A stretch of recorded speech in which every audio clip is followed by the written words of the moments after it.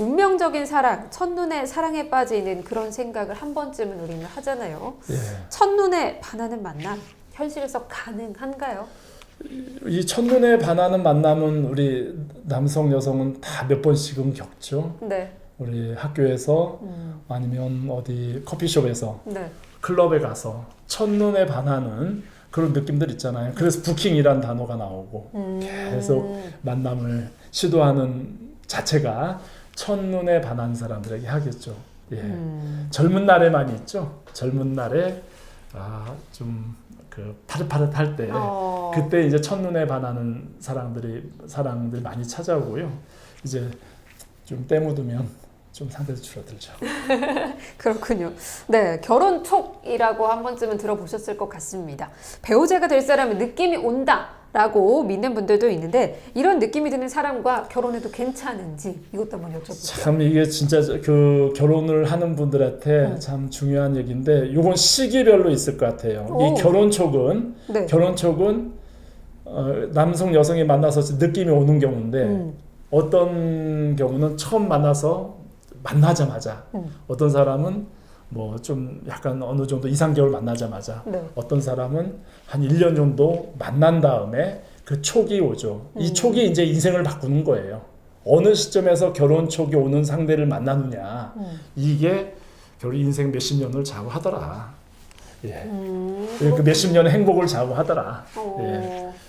네, 대표님 말씀 중에서 미칠 듯이 사랑하는 사람과 결혼하지 말라라는 말이 있었거든요. 이게 참 기억에 남으면서도 대체 왜? 라는 생각이 계속 들더라고요. 어떤 뜻인가요? 예, 제가 자주 사용한 이야기죠. 결혼 촉하고 연결되는 얘기인데요. 네. 한마디로 콩깍지가 씌워졌을 때는 결혼 결정하지 마시라는 얘기예요. 네. 데이트만 해야 돼요. 그 이혼하신 분들 결혼 후에 결혼을 후회하고 한국 이혼 많아졌지 않습니까? 네. 그분들의 대부분의 그 이제 이전을 거슬러 올라가면 콩깍지가 씌워졌을 때 결혼하자고 해가지고 바로 오케이 하는 경우거든요.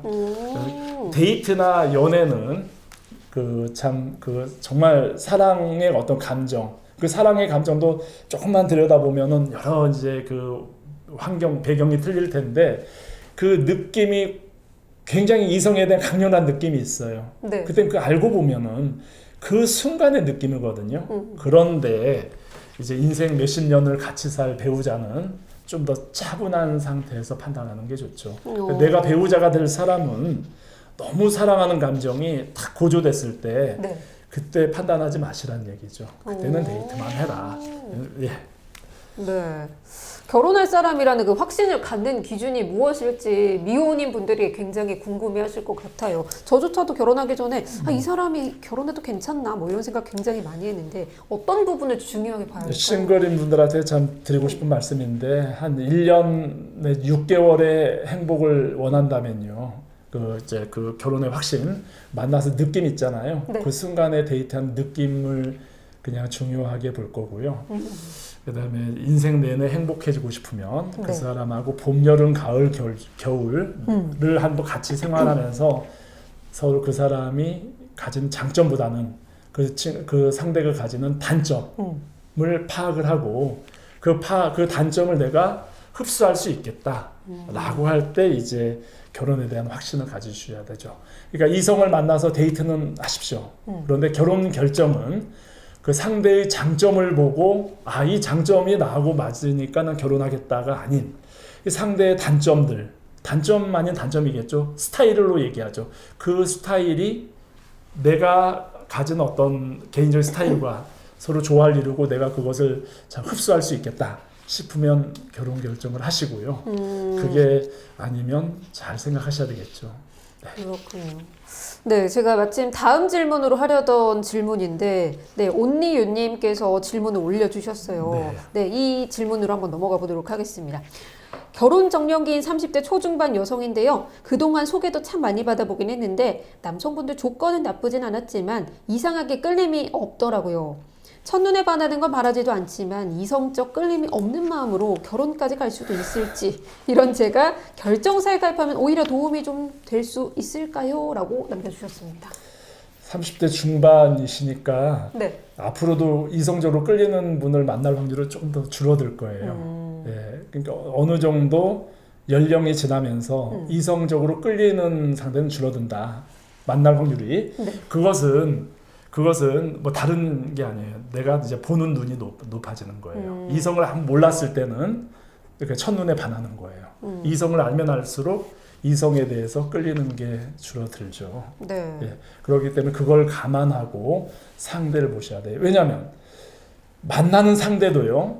우리 지금 우리 온니유님에게 이성적인 끌림을 받지 않을 확률이 높아요. 그걸 생각하셔야 돼요. 아, 상대도 내게 이성적인 느낌을 갖지 않을 수가 있구나. 예. 그러면은 만나면서 조금씩 알아가면서 이성적인 끌림을 찾아가라는 말씀으로 받아들여야 될까요? 이성적인 끌림은 참 어려운 얘기고 참 진짜 그것 때문에 다들 결혼들 못 하거든요. 골드미스 미스타의 본질은 이성적인 끌림 바로 이 부분인데 네. 그게 이제 그 전체 이성을 만나는데 큰 그 틀에서 보면은 아 그럴 수가 있구나 하니까 이성적인 끌림보다는 어떤 가치관, 결혼 생활의 여러 가지 환경들을 보려서 아, 네. 나하고 맞겠구나라고 하면 판단하시는 게 어떨까요? 그러니까 30대 중반이시니까 네. 만약에 30대 이성적인 끌림을 가진 상대를 만나셨다. 그런데 5년 지나면 그 상대도 끌림이 없을 겁니다. 아, 어차피 지나면 그 이성적인 끌림은 어차피 좀 줄어들기 네, 마련이니까 네. 결혼을 할 때 함께 맞춰 나갈 수 있는 부분들을 조금 고려해 보시라라고 말씀을 주시는 것 같고요. 너무 정직한 말씀 드리는 거 있어요. 이것도 단순한 얘기가 아니기 때문에. 그렇죠. 그러면 결정사에 가입하면 오히려 도움이 좀 될 수 있을까요? 라고도 마지막에 또 질문을 주셨어요.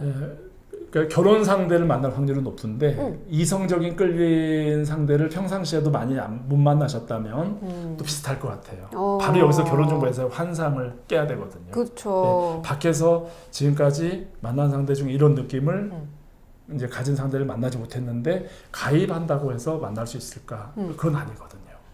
그래서 그 상대도 나에게 끌림을 받지 못할 거라는 생각을 한다면 좀 내려놓고 보면은 그때는 비로소 상대가 보이는 거죠.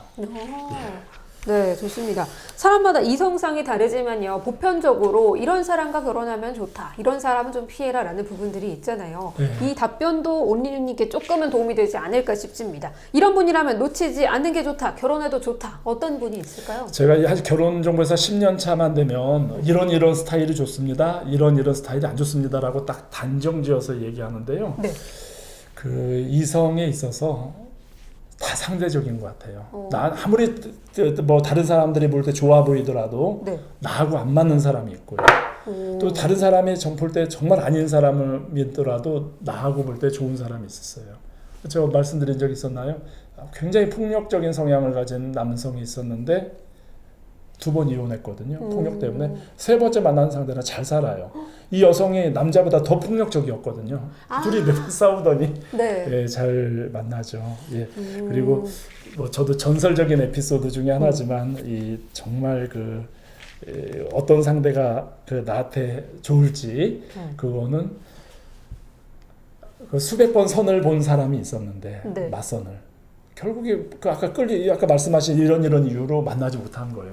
그분이 결혼한 사람은 최초의 젊은 날에 2번째로 만난 사람하고 결혼을 한 거예요. 예. 아, 그렇군요. 네. 이렇게 좋은 사람, 만나지 말아야 할 사람을 남자, 여자 구분해서 또 고민을 해봐야 될까요? 그래서 이것도 참 단정할 수 없는데 좋은 남자도 없고 좋은 여자도 없을 수 있고 네. 또 반대인 경우거든요. 그래서 보편적으로 여성은 남자들이 사치하는 여성은 대체적으로 싫어하는 것 같아요. 그리고 좀 그 남성 얘기를 잘 들어주는 스타일을 또 좋아하는 것 같아요. 네. 예, 이 두 가지는 거의 모든 남자들이 선호하는 스타일이고요. 그렇다면 이제 여성분들이 선호하는 남자는 어떤 분들일까요? 남자들 다 스타일마다 틀리죠. 어떤 사람은 박력 있는 사람, 어떤 분은 좀 약간 온순한 사람, 다 스타일이 틀린데 그래도 보편적인 여성들이 좋아하는 스타일은 좀 자상한 스타일. 90년대는 한석규 씨가 그렇게 인기였어요. 네. 배우자상으로. 예, 자상한 스타일, 여성을 안아주는 스타일. 예, 좀 그런 스타일의 남자들이 그 시대가 지나더라도 그 모든 여성들에게 사랑을 받는 것 같습니다. 그렇지만 다 상대적이에요. 네. 결국에 나하고 맞는 스타일은 나만이 안다는 얘기예요. 그런데 이제 다들 연애 경험이 없으시니까 이 방송이 그래서 필요한 겁니다. 그렇군요.